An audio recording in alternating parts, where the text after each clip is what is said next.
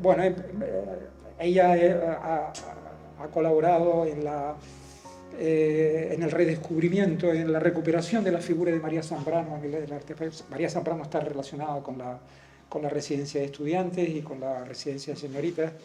Es una figura excepcional, es el equivalente a lo que en el mundo francés es Simone Weil, otra figura injustamente olvidada.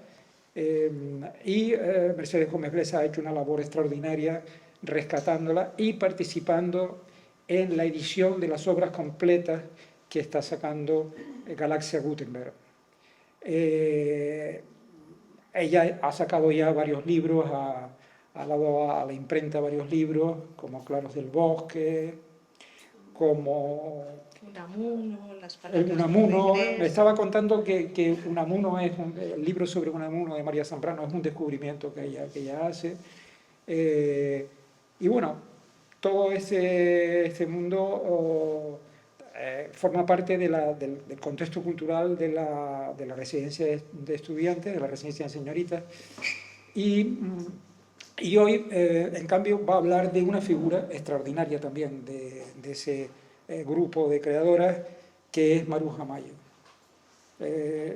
Yo no sé cuál es la orientación de la conferencia, cómo la vas a plantear, pero solamente quiero decir una cosa, que el papel de Maruja Mayo en el arte español no ha sido reconocido como debiera, y el de otras creadoras también del grupo, ¿no? Como es Deli Tejero. Rosario de Velasco. Sí, hay muchos, Ángeles Santos. Ángeles Santos, son figuras excepcionales que a título individual, y aunque no fuese como grupo, a título individual, merecerían haber estado presentes en los manuales de historia del arte del siglo XX español. Quizás de todas ellas la más conocida era Maruja Mayo. Pero por otro lado hay que tener en cuenta que ellas se libraron de lo que yo considero que es uno de los males del arte del siglo XX, que es la reducción del acto creativo a ese fenómeno que se llaman los grupos. Ellas no pertenecieron a grupos. No solamente ocurrió eso en España, sino que en Europa, salvo el caso de Sonia Delaunay o de Natania Goncharova en las vanguardias rusas, hay muy pocas mujeres afiliadas a los grupos, o sea, integradas en grupos. Y a mí me parece que es importante que veamos el arte del siglo XX a través de las figuras, de los nombres, de las individualidades. Y si hay una individualidad en el arte español, ¿no?, independientemente de que fuera mujer o no, es Maruja Mayo. Maruja Mayo era una individualista irreductible. Entonces, todo intento de que ella se incorporara a un grupo, lo que sea, seguramente hubo reticencia, resistencia, quién sabe, ¿no? Mercedes puede dar cuenta de esto, de la historia de la peripecia personal de ella. Evidentemente uno ve la obra de Maruja Mayo y parece surrealista, ¿no? O sea, sí, parece que sí responde a los patrones del surrealismo. Sin embargo, yo agradezco que no haya estado integrada, que nosotros podamos focalizar la mirada en su obra independientemente de que respondiera o no a los principios estéticos del surrealismo formulados por André Breton. Algo parecido le ocurrió a Deli Tejero. De todas maneras, hay que decir que André Breton compró un cuadro de Maruja Mayo. Claro. Yo creo que es uno de los pocos cuadros de un español que tenía, de una pintora española que tenía él. O sea, Comme il faut. Sí, comme il faut.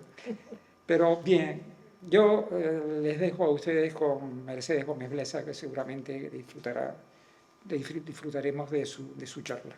Muchas gracias. Bueno, pues buenas tardes, muchísimas gracias por venir. Por supuesto, tengo que dar muchísimas las gracias a la Fundación Cristino de Vera, un descubrimiento para mí, y por supuesto a Fernando Castro por organizar este ciclo y, como no, a Clara Armas, que ha estado gestionando al pie del cañón mi venida aquí. Bueno, es un placer, la verdad, llegar a Tenerife y sobre todo a esta parte de la isla que me encanta, que es mi preferida, aunque solo sea por unas horas, ¿no? Bueno, yo voy a plantear la conferencia como una conferencia introductoria, en cierta manera, al ciclo. En primer lugar, les voy a presentar la generación vanguardista del 27, las conocidas ahora como las sin sombrero, aunque yo voy a hablar de un grupo un poquito más amplio. Y después me voy a centrar en dos de ellas, que es las peripecias vitales que vivieron juntas Concha Méndez y Maruja Mayo, que dio pie a muchos de los cuadros de Maruja Mayo. Por tanto, yo no voy a hacer un análisis artístico de la obra de Maruja Mayo, sino que voy a utilizar la obra de Maruja Mayo como un síntoma del nuevo modelo de mujer que empieza a fraguarse en los años 20 en España. Bueno, quiero que vean que el cuadro maravilloso que tienen ahí es de Ángeles Santos, que se titula La tertulia. Podría ser un cuadro completamente de alguien contemporáneo. Y las imágenes de las mujeres podrían ser las mujeres de cualquier momento, ¿no? Del momento presente. Mujeres que están leyendo, mujeres que tienen el pelo corto, mujeres que fuman, mujeres que empiezan a fraguar o a tener una propia identidad. Pues comienzo. Aunque las mujeres del 14, la generación de Clara Campoamor, Victoria Kent, María de Maeztu, etc., fueron las primeras en interiorizar el nuevo modelo de la mujer moderna, de la Garzón, que se incorpora a la vida pública y comienza a ejercer profesiones liberales, como la abogacía y la enseñanza, y a adquirir responsabilidades políticas en la gestión pública del país. Muchas de ellas, bueno, 3 de ellas, Margarita Nelken, Victoria Kent y Clara Campoamor, fueron las primeras diputadas en España durante el periodo de la República. La verdadera incursión femenina en el ámbito del arte se produjo con las mujeres de la generación del 27. Ellas irrumpieron con fuerza en los movimientos vanguardistas de los años 20 y 30 y encararon con desenfado el nuevo dinamismo de la sociedad que trajo nuevos aires de libertad y abrió nuevos espacios para su actuación, reservados hasta ese momento al hombre. Estas modernas, que salían solas a la calle, sin carabina, y se movían por los diferentes espacios de la ciudad con cierta libertad, vivieron con entusiasmo la nueva cultura de masas y celebraron el maquinismo y los adelantos tecnológicos que transformaron la ciudad. Esta inédita visibilidad social de la nueva mujer, sin embargo, no estuvo desprovista desde su óptica personal de contradicciones y ambigüedades, pues muchas de ellas, tal como testificaron en sus autobiografías o libros de memorias, tuvieron que enfrentarse de un modo doloroso a las restricciones familiares que las obligaban a seguir emulando el ideal del ángel del hogar, como después veremos. Esta aparición de la mujer en la esfera pública, convertida en símbolo de los tiempos modernos, no se corresponde, sin embargo, con la visibilidad que de ella se tiene en los estudios históricos y culturales que se suele hacer de la generación vanguardista. Es más, casi ninguna de ellas, ahora se está corrigiendo por supuestísimo este hecho, pero hasta hace muy poquito eran completamente desconocidas. Muchas de ellas no aparecen casi en la nómina de la generación del 27, a pesar de haber nacido en los mismos años que los integrantes masculinos de la misma y de haber formado parte de la vida cultural de la época como narradoras, traductoras, poetas, pintoras, editoras, músicas, dramaturgas y periodistas. Cuando son mencionadas, muchas veces lo son en su condición subalterna de esposas de, difuminándose su talento artístico en la luminosidad de su pareja, como fue el caso de María Teresa León como compañera sentimental de Rafael Alberti, o de Concha Méndez como esposa de Manuel Altolaguirre, o de Ernestina de Champurcín como mujer del poeta Domenchina. Esta exclusión del recuento generacional se entiende todavía menos si nos fijamos en las estrechas relaciones de amistad y colaboración que mantuvieron con sus coetáneos. Mayo fue amiga de Dalí y de Lorca, estuvo unida sentimentalmente a Rafael Alberti y a Miguel Hernández. Concha Méndez fue la novia de Buñuel durante 7 años y tuvo una gran amistad con Lorca, quien despertó en ella su vocación poética, y con Alberti, que la ayudó a corregir sus primeros poemas. Y no debemos olvidar su intensa labor editorial, por supuestísimo, con Altolaguirre, que fueron quienes inventaron verdaderamente a la generación del 27. María Teresa León fundó con Alberti la revista Octubre, al igual que Carmen Conde creó con su marido Antonio Oliver Presencia. Pedro Salinas prologó el primer poemario de Josefina de la Torre, que también canaria, o Chacel dedicó sonetos a Rafael Alberti o a Luis Cernuda. Muchas escribieron junto a las firmas de sus compañeros de generación en las revistas más afamadas de los años 20 y 30, como La Gaceta Literaria, Alfar, Verso y Prosa, Revista de Occidente. Compartieron empresas comunes como la FUE, la Federación Universitaria de Estudiantes, y esa empresa tan maravillosa que es las misiones pedagógicas.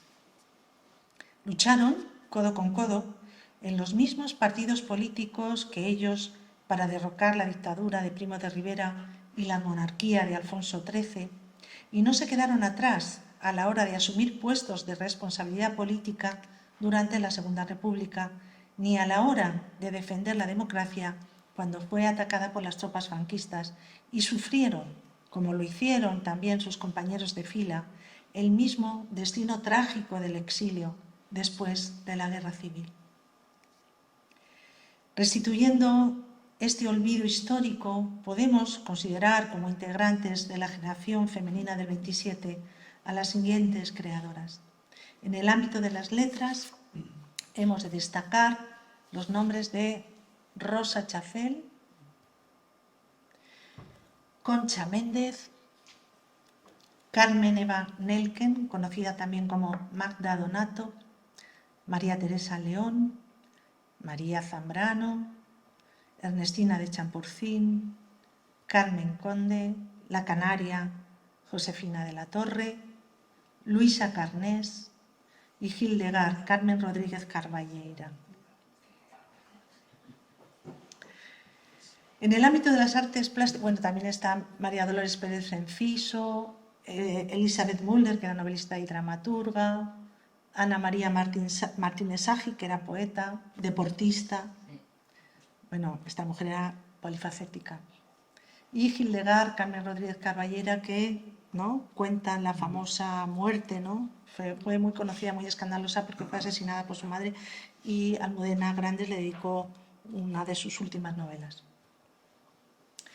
En el ámbito de las artes plásticas, pues por supuesto la más conocida es Maruja Mayo, pero tenemos también a Ángeles Santos, autora de La Tertulia, del famoso cuadro de La Tertulia. Una autora que me encanta a mí es Remedios Varo, maravillosa, encantadora, una de las más brillantes. Por supuesto que Deli Tejero, ¿no?, también estupenda, está Zamorana de Toro, Rosario de Velasco, bueno, que no tengo imagen de ella, y por supuesto no me gustaría dejar de mencionar nombres que no son tan creativas, no, nombres de personas no tan creativas, pero tan fundamentales como María Moliner, autora de uno de los diccionarios de la lengua española más usados y prestigiosos del español. La música, Rosa García Ascot, añadiría también María de Pablos, de origen segoviano. La traductora Consuelo, bueno, la periodista Josefina Carabias, Mariluz Morales, también otra periodista, la traductora del francés, la gran traductora Consuelo Verges, que si vieran la historia que está viviendo ahora, tiene toda su biblioteca completamente abandonada en un piso que legó a la Sociedad de Traductores Españoles, que lleva su nombre, y que Tania Bayó hemos estado visitando. Tania Bayó es la directora de los documentales de La Sin Sombrero, y hemos estado visitando últimamente. No tienen dinero para tener luz eléctrica y tiene primeras ediciones de todas ellas, de todas las Sin Sombrero, ¿no? Primeras ediciones de Victoria Kent, de Clara Campoamor, de novelas de todas ellas, ¿no?, de Elizabeth Muller, de todas ellas, y se está echando a perder, no sabemos qué hacer con eso, es horrible. Bueno, Sara Insúa, otra novelista, Constancia de la Mora, ¿no?, es muy conocida por su autobiografía Doble Esplendor, que esta era la nieta, ¿no?, de Maura. Y bueno, ahí, ¿vale? Estas mujeres nacieron en un periodo comprendido entre 1898 y 1914, coincidiendo en parte con las fechas del nacimiento de muchos de los poetas, narradores y dramaturgos del 27. También son similares las fechas de publicación de las primeras obras, en torno a los años 26 y 29, pero en lo que sí se diferencian de sus compañeros de generación es en las dificultades que encontraron tanto en el ámbito familiar como en el social para adentrarse en el mundo de la creación. Recordemos a modo ilustrativo de la mentalidad masculina de la época las declaraciones de un intelectual tan reputado como Ortega y Gasset hacía sobre las mujeres dedicadas a alguna actividad intelectual. Sorprenden un hombre tan inteligente. Nos dice así: el hombre inteligente siente un poco de repugnancia por la mujer talentuda, pues la mujer demasiado racional le huele a hombre. La idea de la virilización de la mujer, como consecuencia del empleo y desarrollo de sus facultades mentales, también asustaba al premio Nobel Ramón y Cajal, uno de nuestros mejores científicos, pues ponía, según él, en peligro la continuidad de la raza. Les cito a Ramón y Cajal. Decía él: el seno gentil atenúase de día en día en las razas más civilizadas, como presagiando el biberón compensador. El talle se alarga, perdiendo sus graciosas curvas, y el cerebro, inestimable joya femenil, hecha de adorable sensibilidad, de generosa pasión y de jovialidad atrayente, adquiere paulatinamente contextura viril cuando se convierte en lamentable artefacto de cocinar, escribir, calcular y perorar. Este es Ramón y Cajal. Del mismo modo, Gregorio Marañón encontraba como un rasgo anormal del carácter femenino el empeño de la mujer por adentrarse en el terreno masculino de la cultura. Este rechazo generalizado hacia la intelectualidad provocó en algunos de sus compañeros de generación y en muchos críticos una mirada desconfiada hacia sus creaciones, como le ocurrió a Ernestina de Champurcín con la publicación de una antología poética de 3 poetas amigas suyas, ella, Cristina de Arteaga y María Teresa Roca de Togores, a la que algunos críticos objetaron la autenticidad de sus poemas por el hecho de haber sido escritos por mujeres. También Rosa Chacel se quejó en reiteradas ocasiones de la fría recepción que hizo Ortega de su novela Estación ida y vuelta, al negarse a incluirla en la prestigiosa colección Nova Novorum de la editorial Revista de Occidente. Zambrano vivió un episodio similar de rechazo con el filósofo madrileño cuando fue a enseñarle uno de sus primeros ensayos filosóficos, Hacia un saber sobre el alma, que ella consideraba como un vivo producto de la razón vital orteguiana y que el propio maestro descalificó con las siguientes palabras: estamos todavía aquí y usted ha querido dar el salto al más allá. Zambrano relató años más tarde en una entrevista a Antonio Colinas su disgusto ante la reacción de Ortega. Nos cuenta Zambrano: yo salí llorando por la Gran Vía de la redacción de la revista al ver la acogida que encontró en don José lo que yo creía que era la razón vital. La desconfianza estaba de igual manera también presente en algunos de sus compañeros de generación. Marcia Castillo ha estudiado cómo muchos de los narradores de la vanguardia se dejaban orientar por el discurso de la domesticidad a la hora de perfilar sus personajes femeninos. Las mujeres de sus novelas aparecían como seres irracionales, arrastrados por incontrolables impulsos. Para Benjamín Harnés, la mujer es un sexo adorable, absurdo, encantador y odioso. Les cito palabras textuales.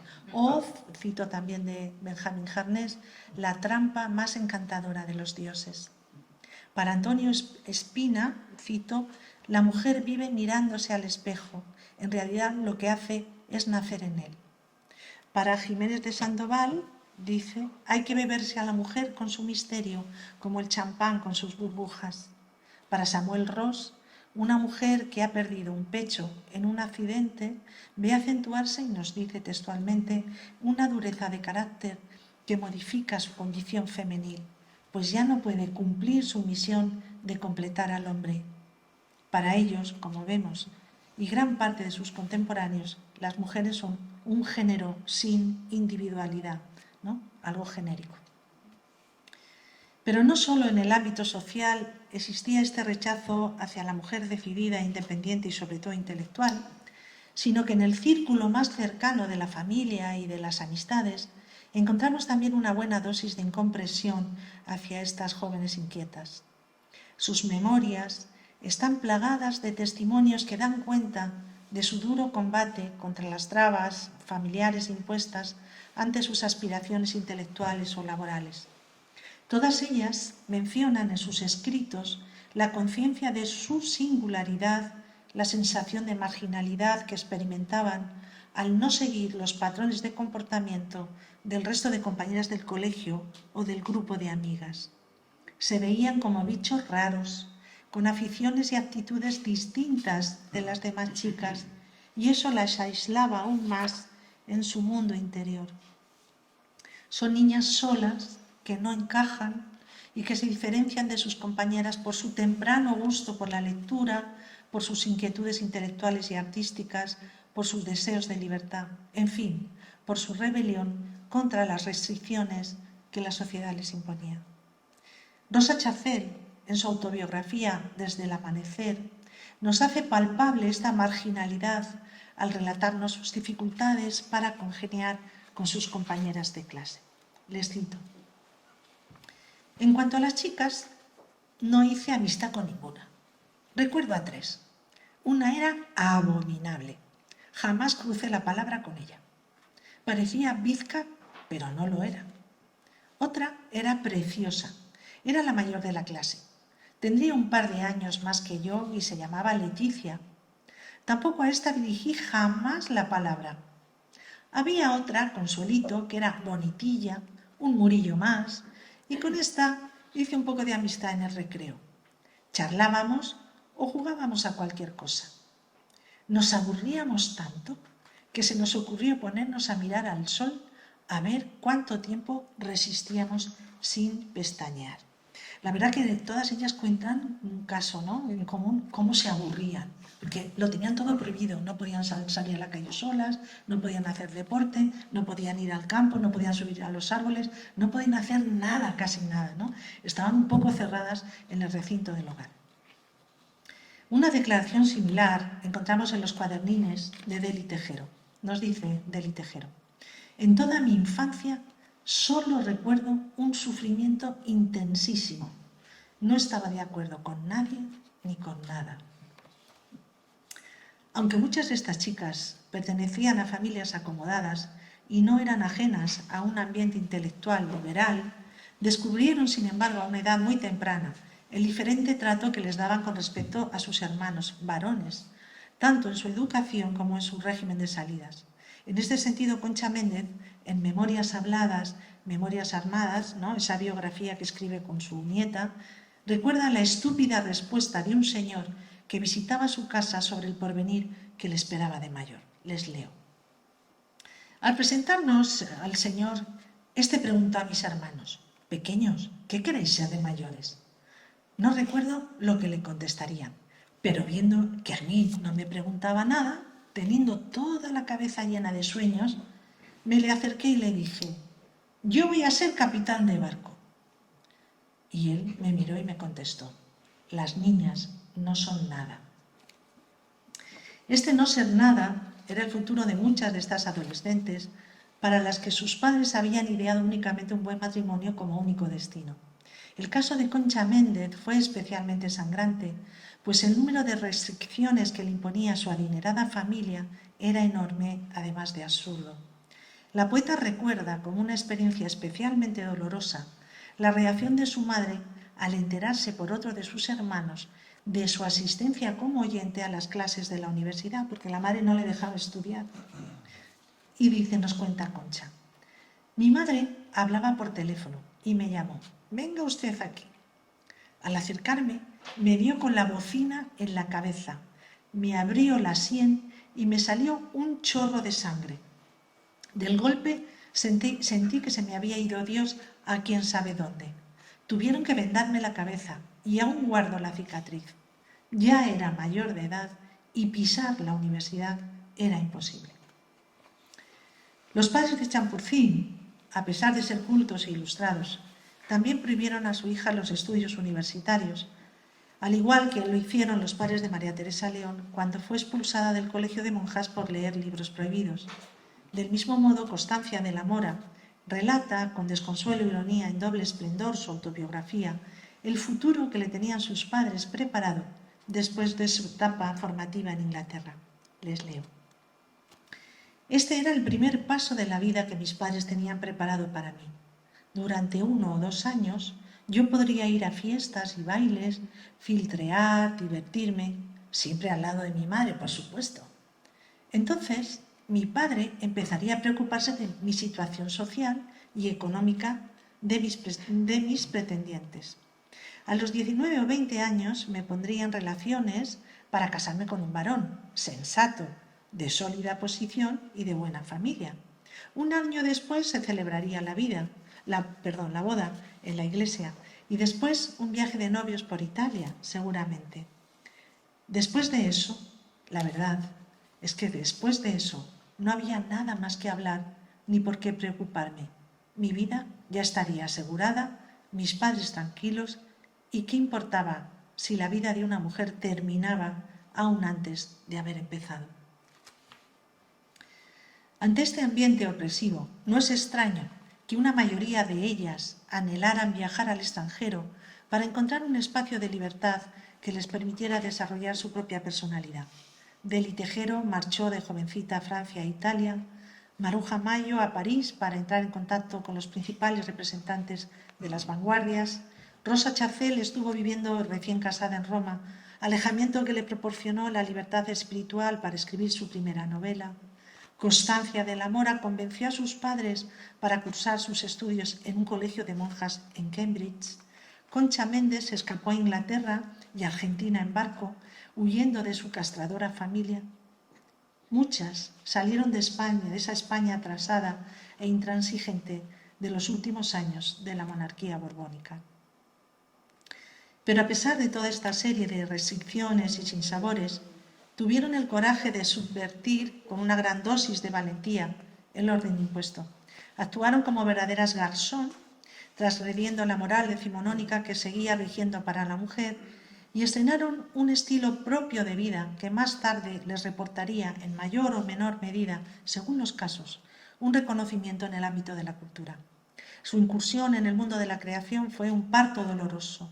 Siempre nació, a excepción de contadas excepciones, nunca mejor dicho, de una experiencia amarga de ruptura con un mundo que estaba feneciendo ante la llegada de los tiempos modernos.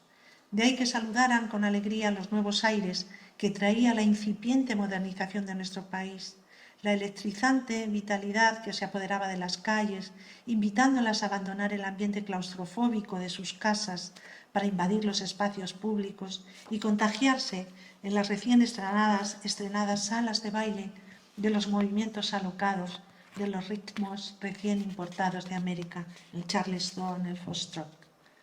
¿Cómo no comprender el entusiasmo con el que celebraron la llegada de los adelantos tecnológicos y el nuevo maquinismo que invitaba a disfrutar del vértigo de la velocidad en una ciudad que comenzaba, como Madrid, a poblarse de automóviles y de tranvías eléctricos?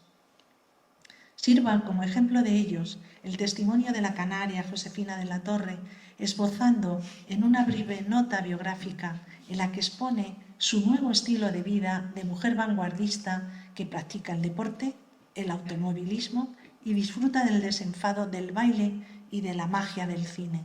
Les cito la autobiografía que ella misma escribe de sí misma. Juego al tenis. Me encanta conducir mi auto, pero mi deporte predilecto es la natación. He sido 2 años presidenta del primer club de natación de mi tierra. Otras aficiones, el cine y bailar. Otra conocida poeta nadadora, Concha Méndez, saben ustedes que se iba a veranear en San Sebastián y participaba en concursos de natación y ganaba, tenía bastantes medallas. Allí fue donde conoció a Luis Buñuel. Bueno, Concha Méndez nos manifiesta este similar entusiasmo en su autobiografía. Se define así: nací en medio de la modernidad, del canto a los medios de transporte, a la velocidad, al vuelo. Mis primeros poemas están llenos de estas cosas, de los clamores a la era moderna, de aviadores, aviones, motores, hélices, telecomunicaciones. Curiosamente, el escritor Díaz Fernández supo asociar el maquinismo con los logros del feminismo, al vincular la disminución del esfuerzo físico que trajeron las máquinas, ¿no? Cuando las mujeres empezaron a tener máquinas, ¿no? Pues se liberó del trabajo físico del hogar, las lavadoras, etcétera, etcétera, con la incorporación de la mujer, por supuesto, a la vida laboral. Nos dice Díaz Fernández, que escribió una obra que luego les mencioné, que se llama La Venus Mecánica. La emancipación de la mujer, nos dice el escritor, no es tanto obra del liberalismo político del siglo XIX como del progreso mecánico del mundo. La máquina descarga a la humanidad del superesfuerzo corporal, que es la más fuerte contradicción de la llamada civilización cristiana, y facilita a la mujer el acceso a toda suerte de actividades productoras. Por tanto, la nueva cinética se identificaba con el inédito activismo de la mujer. Zambrano, en su autobiografía Delirio y Destino, encontraba simbolizada en el rítmico sonido de las máquinas la llegada de una nueva España más avanzada. En un texto precioso que les voy a leer, dice así Zambrano: ¿cuántas veces en el metro, abandonándose a ese vacío, a ese correr entre muros sin imágenes, se había sorprendido escuchando un canto venido de muy lejos, como si el ruido del motor y de los vagones, al deslizarse en el vacío, lo revelasen, lo hicieran nacer dentro de sí misma, como si un portillo cerrado regularmente se entreabriese, una rendija en la cueva donde máquinas trabajan incesante las entrañas, y se oyera su secreta, sorda música, mezcla de gemido y de canto gozoso. Es la música de la ciudad, ¿no? Del metro, de las máquinas. Esta nueva mujer de pelo corto y falda corta que invade las calles y los locales públicos se convierte en el símbolo de los cambios que está experimentando el país. Así lo certifica el periodista Cansino Sassens en el movimiento VP de 1921, en el que asociaba la transformación de la moda y de los cuerpos femeninos con la llegada de un mundo nuevo. Les cito un artículo de Cansino Sassens. ¿Por ventura nuestra sombra no os advierte que el tiempo ha cambiado? ¿No veis que el abismo, que la trinchera ha cavado entre el ayer y el mañana? Las mujeres han cercenado sus cabellos, que eran el ayer, y han acortado la longitud de sus vestiduras para mostrar descubiertas sus piernas, instrumentos de la velocidad.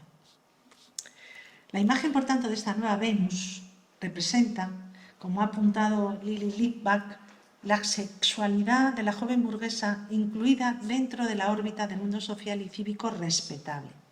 Esta mayor aceptación hizo poco a poco que el nuevo modelo de una mujer dinámica adquiriese una valoración positiva que ensanchó los límites de la moralidad vigente.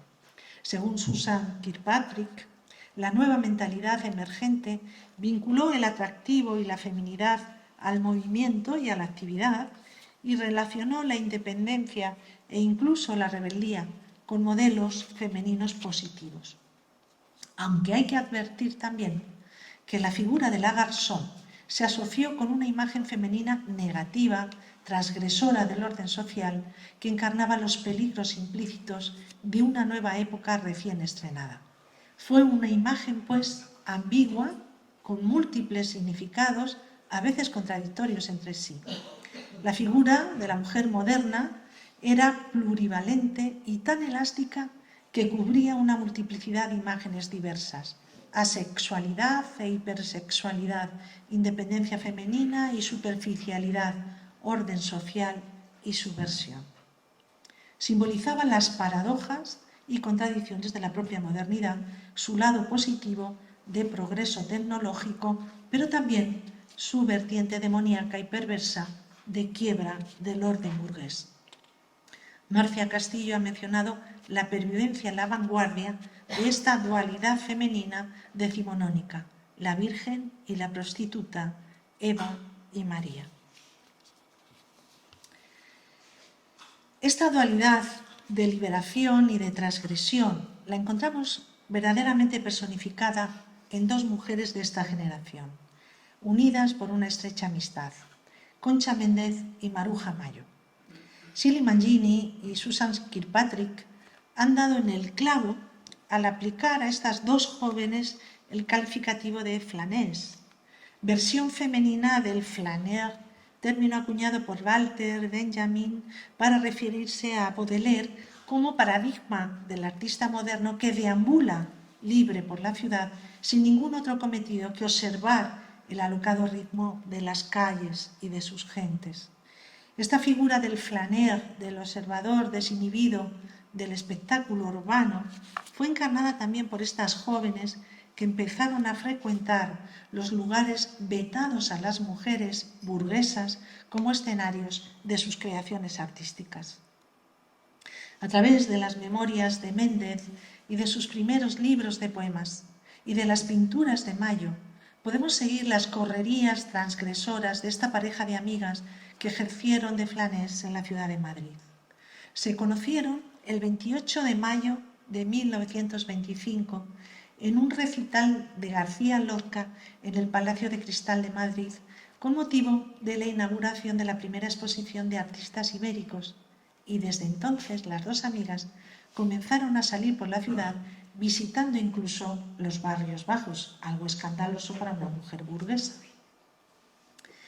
Las dos amigas dieron juntas, por tanto, un paso fundamental para la construcción de su identidad como artistas de vanguardia, la conquista del espacio público como ámbito propio de exploración y de experiencia.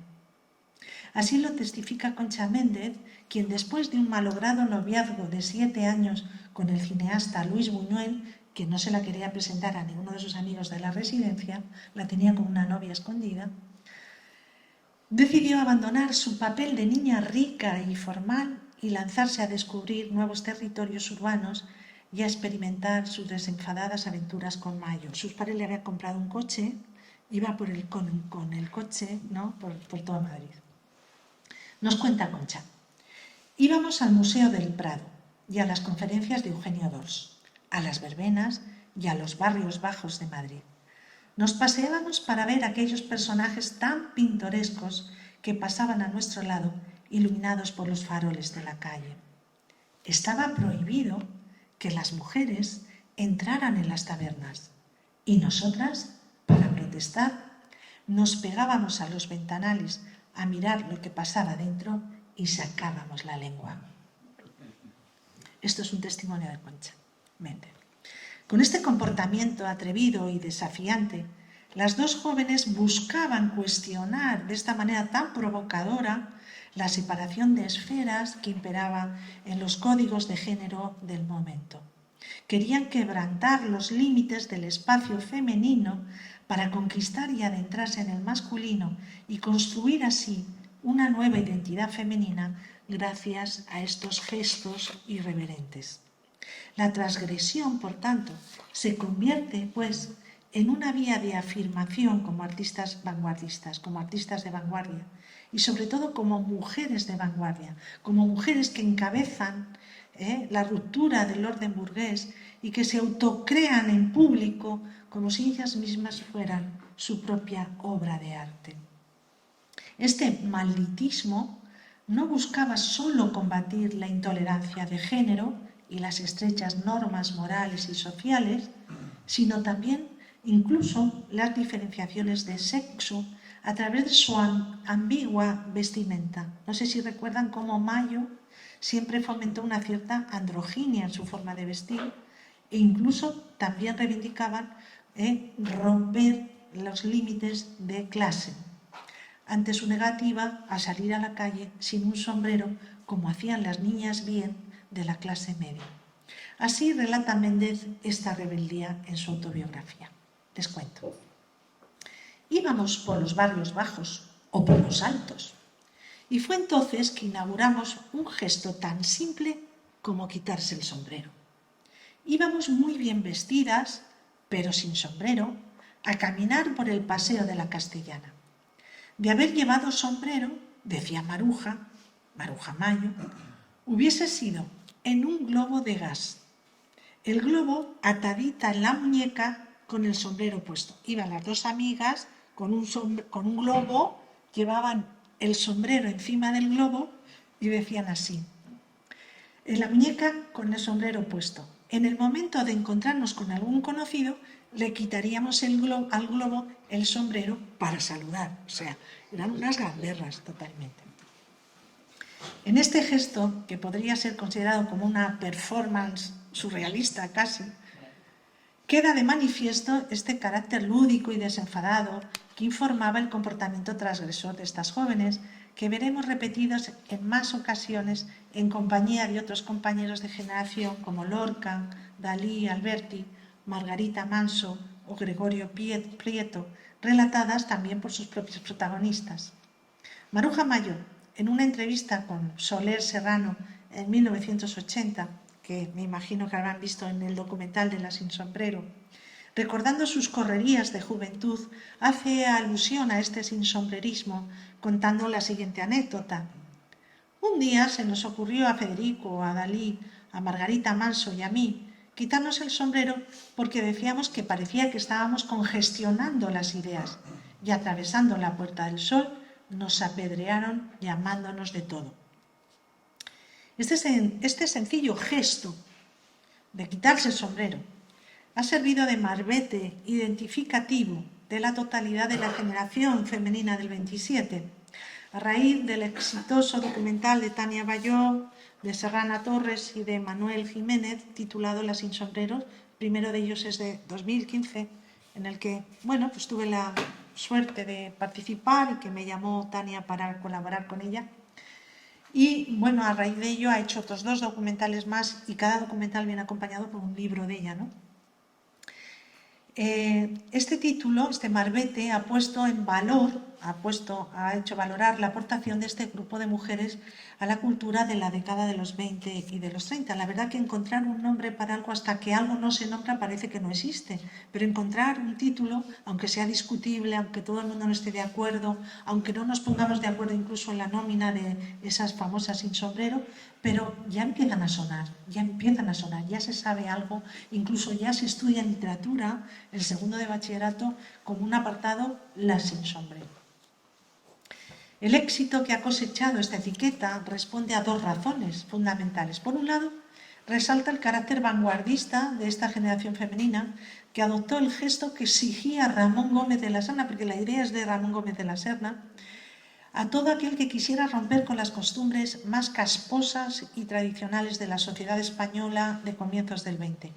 Quitarse el sombrero suponía, para el autor de Las Greguerías, una rebeldía personal contra todo convencionalismo, una nueva actitud vital, juvenil y subversiva del orden burgués que implicaba la despedida de un estilo de vida y el saludo de uno nuevo, lleno de libertades y de inquietudes renovadoras. Las cabezas debían airear las ideas, dejarlas que corrieran libres más allá de los viejos tópicos y encorsetamientos sociales. El propio Ramón Gómez de la Serna definía en su artículo de 1930 en el diario El Sol titulado En, por, sin, sobre el sinsombrerismo la significación de este fenómeno. Nos decía: es final de una época, como lo fue el lanzar por la borda las pelucas. Quiere decir presteza en comprender y en decidirse, afinidad con los horizontes que se atalayan, ansia de nuevas leyes y nuevos permisos, entrada en la nueva cinemática de la vida, no dejar nunca en el perchero la cabeza, no apagar luces del aceptar, ir con rumbo bravo por los caminos de la vida, desenmascararse y ser un poco surrealistas. La actitud, por tanto, vanguardista de Ramón Gómez de la Serna invitaba a las multitudes a dejar el sombrero en el perchero de casa. Su ejemplo fue tan secundado que llegó a provocar la quiebra del sector industrial de la sombrerería, enviando a más de 50.000 trabajadores al paro. Yo recopilé varias noticias de periódico donde se denunciaba este hecho. De hecho, si miran ustedes, la imagen de los señores de la República van todos con sombrero, pero en las generaciones posteriores ya no, desaparece el sombrero. Esta actitud liberadora de Gómez de la Serna se avenía muy bien, por otro lado, con las reivindicaciones feministas de nuestras jóvenes artistas del 27. El sinsombrerismo en las féminas tenía una mayor trascendencia que en los hombres, por cuanto para ellas no solo representaba una renovación cultural, sino sobre todo el despertar de una nueva condición social y política para la mujer. Quitarse el sombrero era una metáfora de la nueva feminidad libre y vanguardista que se estaba fraguando en la España de los años 20. Como apunta la propia Tania Bayó, el sinsombrerismo es sobre todo asumido por la mujer moderna, aquella que en los años 20 se siente por fin liberada, independiente y por primera vez sujeto propio. Volviendo de nuevo a nuestras dos protagonistas, hemos de destacar que este mundo jocoso y divertido, donde todas las convenciones sociales se toman a broma, fue representado por Mayo en su serie de obras tituladas Verbenas, expuestas en 1928 en los salones de la Revista de Occidente, en la que quedaba constancia de las aventuras urbanas de estas dos amigas. Ahí tenemos uno de los ejemplos. Como ven, las dos amigas, ¿no?, que aparecen, no sé si ven el ratón, las dos amigas que aparecen ahí simbolizadas, ¿no?, de una manera jocosa y divertida, ese Madrid loco y aventurero, son ellas dos, son Concha Méndez y Maruja Mayo. La verbena de 1927, este otro cuadro, Verbena de la Pascua, recrea, pues eso, la forma de divertirse de las clases sociales más bajas, ¿no?, de los trabajadores. Es un mundo divertido, lúdico, lleno de color, ¿no?, de alegría. Nos recuerda la travesura de la infancia también. El nuevo icono de la mujer transgresora está también presente en aquellos lienzos en los que Mayo utilizó a la propia Concha Méndez como modelo de mujer deportiva y dinámica. Nos recuerda a Concha Méndez. Cuando Maruja empezó a pintar, me tomaba a mí como modelo. Pintó una chica en bicicleta que era yo. Bueno, otro cuadro de las verbenas. Este es el cuadro que está perdido. Y la representa a ella como a Concha Méndez vestida de nadadora, ¿no?, en una bicicleta, como una mujer libre, fijaos en paños menores en aquella época, en 1927.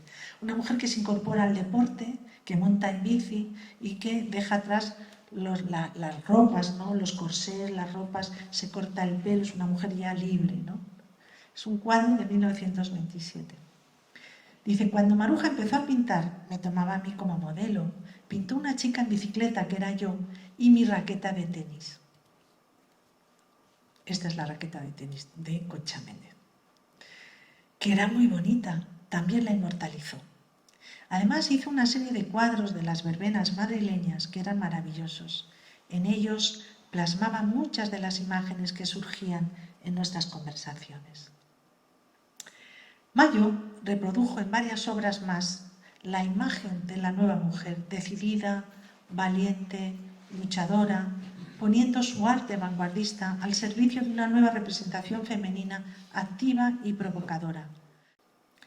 El vanguardismo de Mayo se radicalizó todavía más en la serie Cloacas y Campanarios, expuesta en París en 1932, y estos cuadros están poblados de desechos de los vertederos, de cabezas putrefactas de animales, de palos y de piedras.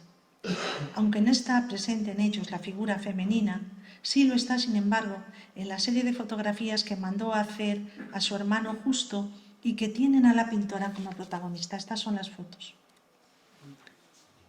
Esa es Maruja Mayo, ¿no? Fíjense qué imágenes, ¿no? En medio, deambulando de una manera peligrosa por unas vías del tren, con una calavera de un desecho de vaca o de animal, con un sombrero, ¿no?, de automovilista de la época, tirando surrealísticamente, ¿no?, un cadáver de animal. Son fotografías impactantes en las que Mayo aparece vestida con una indumentaria andrógina, va en pantalón además, andando de una manera suicida por encima de una vía del tren o subida encima de un tonel. Con una puerta vieja se asoma ella maquillada. Ella hizo también de su propio rostro una obra de arte, como se ve sobre todo en los últimos años, ¿no? Subida ahí. Se sube también una especie de carro y este es el tonel que les mencionaba. Aparece subida encima de un tonel rodeada de calaveras de burros o asomando por el agujero de una puerta vieja, acompañada de la misma iconografía que nos recuerda a algunos de los elementos escatológicos presentes en la película Un perro andaluz de 1929 de Buñuel y Dalí. O aquella otra, la más escalofriante, en la que la autora aparece revestida de una especie de harapos y de lianas que nos recuerdan a las algas. Ahí está en la isla de Pascua con Neruda y aprovecha, fíjense cómo se construye su propia imagen, nos recuerdan las algas marinas como si se tratase de la encarnación de una divinidad que esconde paradójicamente un elemento demoníaco. Mírenla. Mírenla cómo se hace fotografía por Neruda. Estas provocadoras imágenes, especie de performance, nos remiten a una mujer surrealista que se ha atrevido a subvertir el modelo de la mujer recatada y sensata, sustituyéndolo por un nuevo imaginario femenino que informa de la capacidad inédita de la mujer para adentrarse en la estética irracional de los sueños, de lo enigmático y de lo misterioso. Esta mujer transgresora que encarnaron Méndez y Mayo fue ridiculizada, sin embargo, por el narrador vanguardista José Díaz Fernández en su novela La Venus mecánica. En esta obra no solo descalificó a las mujeres del Lyceum Club como un grupo de histéricas sufragistas, no sé si conocen lo que era el Lyceum Club femenino, fue la primera asociación que se hizo de mujeres donde yo hablo de este sitio, de este lugar que estaba en la Casa de las Siete Chimeneas, lo que es hoy el Ministerio de Cultura, y era como una especie de cuarto propio de las mujeres, donde las mujeres, muchas de ellas casadas, se iban ahí tranquilamente a leer el periódico, a leer libros, a escuchar conferencias, a ver exposiciones de arte, liberándose un poco de las tareas del hogar, ¿no? del agobio de las tareas de la familia. Bueno, fue un escándalo ese espacio que fue fundado por María de Maeztu en 1926 y además se les llamaba el Club de las Maridas. Y bueno, fue un escándalo porque no podían formar parte de esa asociación, de ese grupo, ningún hombre. Lo formaron 500 mujeres de las 3 generaciones. Del 98 coincidieron gente como María Lejárraga, ¿no? La generación del 14, Victoria Ken, Clara Campoamor, y de la generación del 27, pues muchas de ellas, ¿no? De hecho, todas ellas coincidieron. La primera disputa que tuvieron Clara Campoamor y Victoria Ken sobre los derechos de la mujer, sobre el derecho a voto de la mujer, no fue en el Parlamento, sino que fue en el Lyceum Club, porque ambas formaban de la sección que hablaban sobre los derechos de la mujer. Bueno, pues este lugar, que es un lugar emblemático, donde aunque no haya ningún manifiesto declarando, ¿no?, proclamando la generación femenina del 27, sí que podemos decir que uno de los lugares donde se cuajó esta generación femenina fue este espacio, y las reivindicaciones y las actividades que llevaron a cabo todas ellas en esta casa de las siete chimeneas. Bueno, vuelvo a lo mío. Díaz Fernández se burlaba de todas estas mujeres que se juntaban en este club solo para mujeres y consideró que este grupo de mujeres que se juntaban ahí eran un grupo de histéricas sufragistas, y se mofó además del atrevimiento y la provocación también de la pareja de amigas a través de los personajes protagonistas de la novela. Las llamó Gloria Martínez, a la que define como poeta y nadadora, haciendo alusión al premio de natación ganado por Méndez en San Sebastián, y la otra protagonista se llama Maruja Montes, pintora. Con un lenguaje mordaz y sarcástico, descalifica a Méndez como una frívola snob. Le pone, en palabras de la protagonista, la siguiente expresión: yo, para escribir, necesito hacer mucho deporte. A veces en la piscina se me ocurre un poema, salgo del agua y me pongo a escribirlo desnuda. Como veis, ridiculiza a Concha Méndez. En cambio, a Maruja Mayo la describe con una cierta admiración como la parte inteligente del dúo, con gran influjo sobre la poeta. Nos dice Díaz Fernández: era una muchachita de figura aguda, incisiva, que debía ejercer una gran influencia sobre la poetisa, porque ésta, antes de hablar, parecía consultarla con los ojos. Esta mofa de Díaz Fernández es un ejemplo del rechazo y la desconfianza que suscitaron en la sociedad española estas mujeres que se atrevieron a abrir una brecha en los férreos prejuicios sociales a favor de un nuevo prototipo femenino, libre e independiente. Muchas gracias.